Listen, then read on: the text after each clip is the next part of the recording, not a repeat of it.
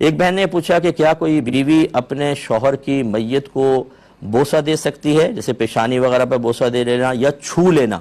یہ بلا حائل چھو سکتی ہے کہ نہیں؟ دیکھیں اچھی طرح یاد رکھیں کہ جب انتقال ہوتا ہے تو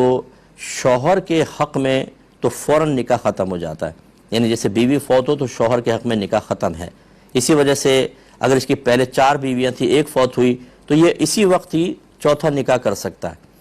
اگر یہ نکاح فوری طور پہ ختم نہ ہوتا تو پھر تو یہ 5ویں بن جاتی، اور 5 عورتوں کو بیک وقت نکاح میں رکھنا منع ہوتا، تو دنیاوی حکم کے لحاظ سے اس کا نکاح ٹوٹ جاتا ہے فوراً۔ لہذا شوہر اپنی بیوی کو چھو نہیں سکتا اور کوئی معاملات نہیں کر سکتا، نہ غسل دے سکتا ہے۔ ہاں اگر حائل ہے، کوئی کپڑا وغیرہ جیسے کفن ہے، اس میں یہ کر سکتا ہے کہ مطلب قبر میں اتار رہا ہے تو اپنی زوجہ کو اپنے ہاتھوں سے اتار سکتا ہے، جنازے کو کندھا دے سکتا ہے، لیکن بلا حائل چھونا یا اس کو غسل دینا یہ زوجہ کو نہیں دے سکتا، نکاح فوراً بریک ہو جاتا ہے۔ لیکن جیسے میں نے کہا یہ دنیاوی لحاظ سے،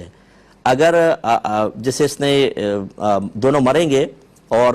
آخرت میں ہوں گے تو یہ میاں بیوی کی حیثیت سے اٹھیں گے، دنیاوی قانون کے اعتبار سے، دنیاوی احکام کے اعتبار سے شوہر کا نکاح فوراً ٹوٹتا ہے، لیکن بیوی کا نکاح فوری طور پہ نہیں ٹوٹتا۔ یہی وجہ ہے کہ اس کو عدت ہوتی ہے اور دوران عدت کسی سے نکاح نہیں کر سکتی، لہٰذا عورت اپنے شوہر کو چھو بھی سکتی ہے، اسے غسل بھی دے سکتی ہے۔ یاد رکھیں اگرچہ ہمارے یہاں رواج نہیں ہے، وہ دے سکتی ہے، تو اس کے لیے پھر یہ جیسے بہن نے پوچھا یہ پروسیس اس کے لیے بالکل جائز ہے۔ لیکن قربان جائے ہمارے گھر کے بڑوں کے، جن کو معذرت کے ساتھ ہر ایک کی بات نہیں کر رہا ہوں، لیکن جن کی کر رہا ہوں وہی برا مانیں گے بیچارے، دین کی ABC معلوم نہیں ہوتی، شوہر کو اس کمرے میں نہیں داخل ہونے دیتے جہاں زوجہ کا انتقال ہوا، جنازے میں کندھا نہیں دینے دیتے، قبر میں اتارے تو نہیں تمہاری بیوی نہیں رہی، حرام ہو گئے، پیچھڑ جاؤ۔ ارے بھائی آپ جو چیز حرام نہیں ہوئی اس کو حرام کر رہے ہیں۔ بروز قیامت یہ دونوں میاں بیوی کے حیثیت سے اٹھیں گے تو دنیاوی کچھ احکام ہوتے ہیں، ایسی بیوی پہ اتنی پابندیاں لگا دی جاتی ہیں کہ وہ شوہر کو نہ دیکھ سکتی ہے، نہ کچھ چھو سکتی ہے، کچھ نہیں کر سکتی، حالانکہ اس کو تو ابھی نکاح بھی نہیں ٹوٹا، وہ تو چھو سکتی ہے، غسل تک دے سکتی ہے۔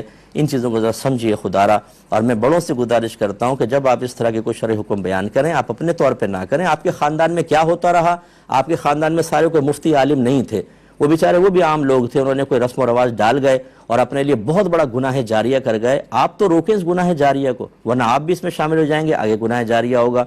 ایسے کوئی بھی موقع ہے کسی اچھے مستند مفتی صاحب سے رجوع کریں، ان سے پوچھیں کہ ہمیں کیا کرنا چاہیے کیا نہیں، آپ کو جواب ملے اس پر عمل کریں۔